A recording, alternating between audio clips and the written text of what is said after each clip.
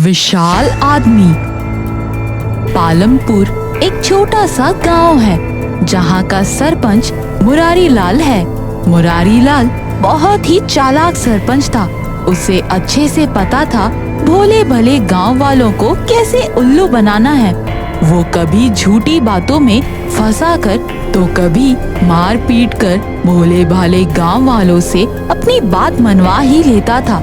सारे गांव वाले उससे परेशान रहते हैं। मास्टर सुरिंदर मुरारी लाल की चाल को अच्छे से समझ जाता है और गांव वालों को भी समझाने की कोशिश करता है।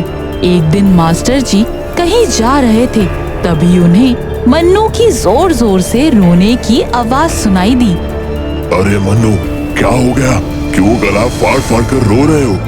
क्या बताएं मास्टर जी, मुरारी के आदमी आए थे और उधार के ब्याज मांग रहे थे। हम बोले 2 दिन में दे देंगे तो हमको मारने लगे और मैंने अपनी बिटिया की शादी के लिए कुछ गहने भी बनवा कर रखे थे, वो उसे उठाकर ले गए। हाय हाय, मेरी तो किस्मत फूट गई। अब हम अपने छुटकी की शादी कैसे करवाएंगे? तुम लोग कब तक चुप रहोगे? कोई आवाज क्यों नहीं उठाते हो तुम लोग उसके खिलाफ?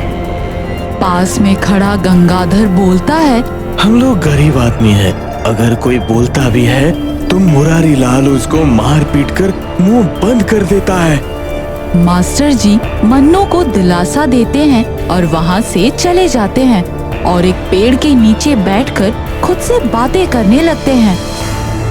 अब कोई चमत्कार से ही इस गांव के लोगों का कल्याण होगा। कब तक इस अत्याचार को सहेंगे ये बेचारे लोग?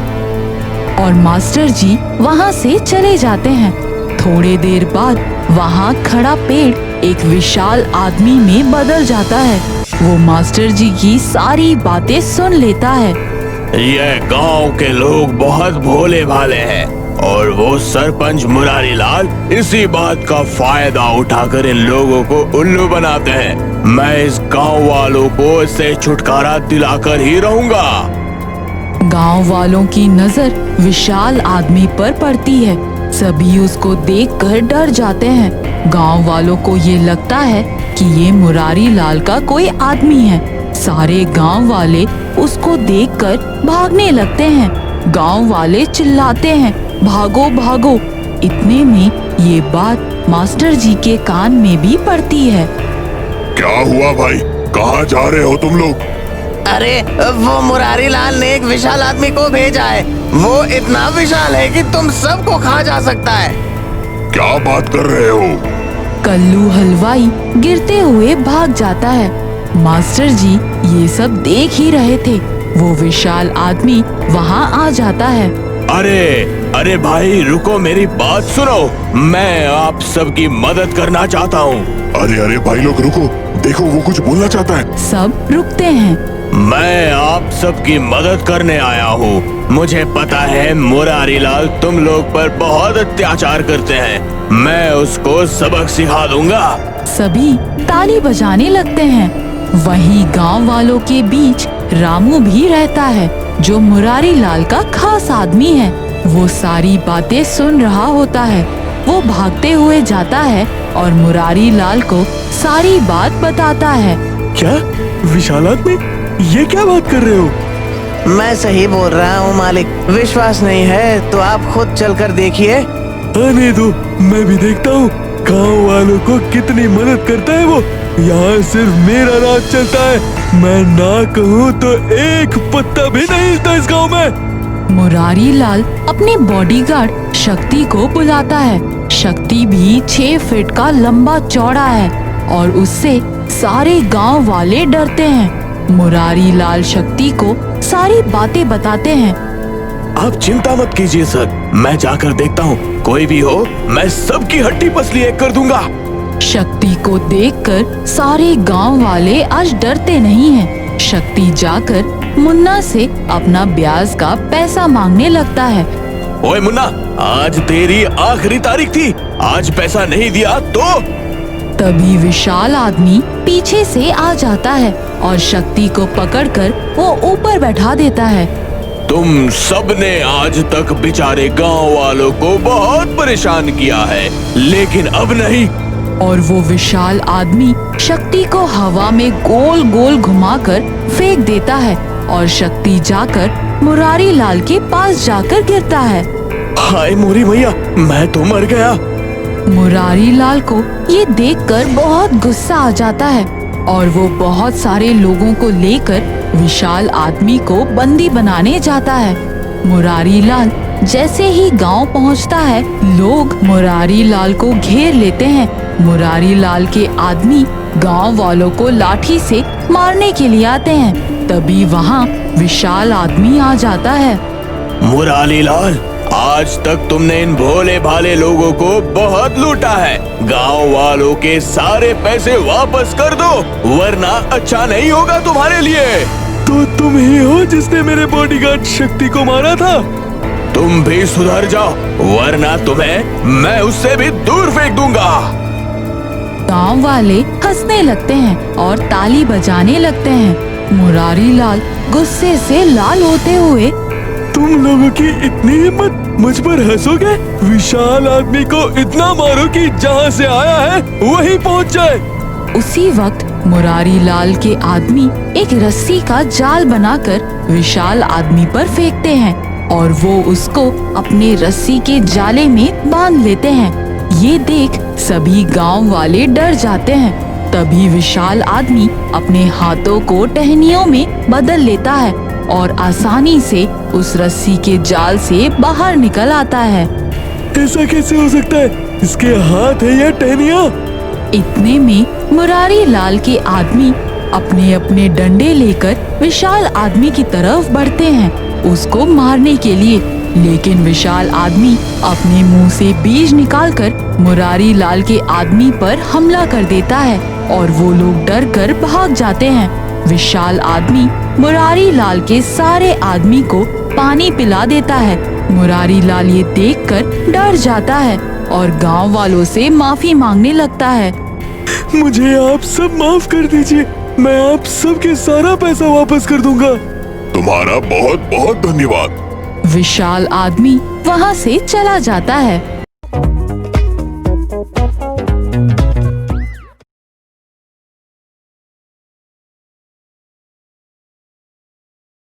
चेरी, पीच, बेरी एंड लीची चारों पपीज अपनी मम्मी के साथ फिश मार्केट के पास एक शॉप के नीचे रहते हैं। चारों दिन बाहर लड़ते हैं, खेलते हैं और ढेर सारी मस्ती करते हैं। शाम को मम्मा डॉग सबके लिए खाना लेकर आती है। सब साथ बैठकर खाना खाते हैं। मम्मा, कल से मैं भी तुम्हारे साथ चलूंगा खाना लेने। बाहर पूरे बाजार में घूमेंगे और ढेर सारा खाना लेकर आएंगे। हाँ मम्मा, मुझे भी आपके साथ बाहर जाना है। हाँ मम्मा, हमें भी। देखो बेटा, बाहर की दुनिया बहुत बुरी है। वहाँ तेज गाड़ी चलती है, लोग पत्थर मारते हैं और खाना लेने के लिए भी बहुत मशक्कत करनी पड़ती है। मम्मा, आप रोज इतना मेहनत करते हैं हमारे खाने के लिए। हाँ बेटा। सुबह चारों बच्चे मिलकर खेल रहे थे और मम्मा डॉग बाहर जा रही थी खाना लेने के लिए। चेरी, मैं बाहर जा रही हूँ, शाम तक आऊंगी। तुम सब घर पर ही रहना। तुम बड़े हो, सबका ख्याल रखना। ओके मम्मा। मम्मा डॉग सबको किस करती है और बाहर निकल जाती है। आज बहुत ही गर्मी है। मम्मा डॉग पूरे मार्केट में घूमती है। आज उसे कहीं खाना नहीं मिलता है। उसको बहुत तेज प्यास भी लगी है। मम्मा डॉग पानी पीने के लिए एक मिठाई दुकान के पास जाती है, लेकिन वो दुकान वाला उसको देखते ही एक लाठी मारता है और वो रोते हुए वहाँ से भाग जाती है। मम्मा डॉग का भूख और प्यास से बुरा हाल है। उसे खुद खाने को कुछ नहीं मिला है। वो बच्चों के लिए क्या लेकर जाएगी? ऊपर से उसके एक पैर में चोट भी लगी है, वो भी दुख रहा है। शाम तक उसे खाने को कुछ नहीं मिला। वो थकी हारी, भूखी प्यासी और दर्द से कहराते हुए घर वापस आती है। मम्मा डॉग को देखकर सारे बच्चे पूछ हिलाते हुए घर के बाहर आ जाते हैं। मम्मा की ये हालत देखकर सब रोने लगते हैं। मम्मा, ये क्या हुआ आपको? कुछ नहीं बेटा, एक इंसान ने मुझे लाठी से मारा। लेकिन मम्मा, आपने उसे काटा क्यों नहीं? मैं उसे नहीं काट सकती। कभी कभी उसके दुकान के डस्टबिन से ही मैं तुम लोगों के लिए खाना लेकर आती हूँ। सब भूखे पेट सो जाते हैं। सभी को बहुत भूख लगी होती है। अगली सुबह सब बच्चे उठ जाते हैं। मम्मा डॉग दर्द के मारे चल नहीं पा रही है, फिर भी अपने भूखे बच्चों के लिए खाना लाने बाहर जाती है। मम्मा डॉग को आज फिश सेंटर के पास ही थोड़ा खाना मिलता है। उसे अपने बच्चों के लिए लेकर वो जा रही होती है। बाहर आज बहुत ट्रैफिक है। मम्मा डॉग लंगड़ते हुए रोड क्रॉस कर रही होती है कि एक गाड़ी वाला आकर उसे टकरा जाता है और वो मर जाती है। सारे बच्चे इंतजार करते रहते हैं कि मम्मा आएगी तो खाना लाएगी। शाम हो जाती है और मम्मा नहीं आती है। मम्मा कब आएगी? आज बहुत ही देर हो गई। मैंने कल से कुछ नहीं खाया है। मुझे बहुत भूख लगी है। तुम लोग यही रहो, मैं देख कर आता हूँ। चेरी बेचारा नन्हा सा जान कभी बाहर नहीं निकला। आज पहली बार बाहर निकल रहा है। रोड पर निकलते ही बड़ी बड़ी गाड़ियाँ देखकर वो डर जाता है। वो लोगों से पूछने लगता है कि आपने मेरी मम्मी को देखा है क्या? अरे ये कुत्ते का बच्चा कहाँ से आ गया? भगाओ इसे यहाँ से। वो उसको मारने ही वाला होता है कि चेरी बचकर निकल जाता है। चेरी ये सब देखकर रोने लगता है। उसे अपनी मम्मा की बहुत याद आ रही होती है। वहीं पास में एक बिल्ली की आत्मा बैठी हुई थी जिसने चेरी को रोते हुए देखा। बिल्ली की आत्मा चेरी के पास आती है। चेरी उसे देखकर भागना चाहता है, लेकिन मेन रोड होने के कारण भाग नहीं पाता। क्या हुआ बेटा, तुम रो क्यों रहे हो? मैं अपनी मम्मी को ढूंढ रहा हूँ। सुबह से निकली है, अभी तक नहीं आई। मेरे भाई बहन भूखे हैं। बिल्ली की आत्मा ने मम्मा डॉग के साथ हुआ बुरा हादसा देखा था। बेटा, तुम्हारी मम्मी को नहीं ला सकती, पर तुम्हारे भाई बहन के लिए खाना जरूर ला सकती हूँ। बस तुम मुझे देखते जाओ। बिल्ली की आत्मा उस दुकान के पास जाती है जिसने चेरी को मारने की कोशिश की थी। उस दुकान पर बैठकर लोग समोसे और कचौड़ियाँ खा रहे होते हैं। तुम यही रहो, मैं आती हूँ। बिल्ली की आत्मा उस दुकान पर जाती है और एक आदमी अपने मुंह में समोसा रखने ही वाला होता है कि समोसा को हाथ मारकर नीचे गिरा देती है। वो आदमी हैरान हो जाता है। ये समोसा नीचे कैसे गिर गया? वो समोसा उठाने जाता है। बिल्ली की आत्मा उसके समोसे को हाथ में उठा लेती है। मैं ये क्या देख रहा हूँ? समोसा उड़ रहा है। बिल्ली की आत्मा समोसा की चटनी उठाकर आदमी के मुंह पर फेंक देती है और आदमी भूत भूत चिल्लाकर भाग जाता है। बिल्ली की आत्मा चेरी के पास आती है और उसे समोसा और कचौड़ी देती है और चेरी से बोलती है, जाओ अपने भाई और बहन को खिला दो। चेरी खुशी खुशी समोसा और कचौड़ी लेकर घर जाता है और सबको खिलाता है। बिल्ली की आत्मा अब चेरी को मदद करती है खाना ढूंढने में और उससे रोड क्रॉस भी करवाना सिखाती है। Drive slowly, every life matters.